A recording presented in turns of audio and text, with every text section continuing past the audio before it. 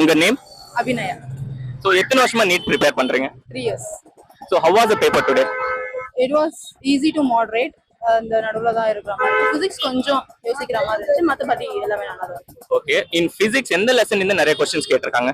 அந்த லெசன்ல இருந்து அப்படி சொல்லிட்டு இல்ல, காமனா எல்லாத்துல தான் கேட்டிருந்தாங்க. இந்த ரெசிஸ்டன்ஸ்ல இருந்து கொஞ்சம் ட்விஸ்ட் ஆன மாதிரி இருந்துச்சு, பட் நல்லா தான் இருந்துச்சு. ஓகே, பிசிக்ஸ் வந்து பேப்பர் வந்து லென்த்தியா இருந்துச்சா இல்லனா வந்து time கன்சூமிங்கா? how do you feel? எனக்கு போடுறதுக்கு ஒரு 1 hour ஆச்சு, ஆனா கொஞ்சம் பரவாயில்ல. ஓகே, கெமிஸ்ட்ரி வந்து இன்ஆர்கானிக் ஆர்கானிக் பிசிக்கல்ல எதுல வந்து நிறைய வெயிட்டேஜ் கொடுத்திருக்காங்க? ஆர்கானிக்ல கொஞ்சம் தான் இருந்துச்சு. ஆர்கானிக்ல பார்த்த உடனே போடுற மாதிரி ஈஸியா தான் இருந்துச்சு. இன்ஆர்கானிக்ல இருந்து நிறைய கேட்டிருந்தாங்க.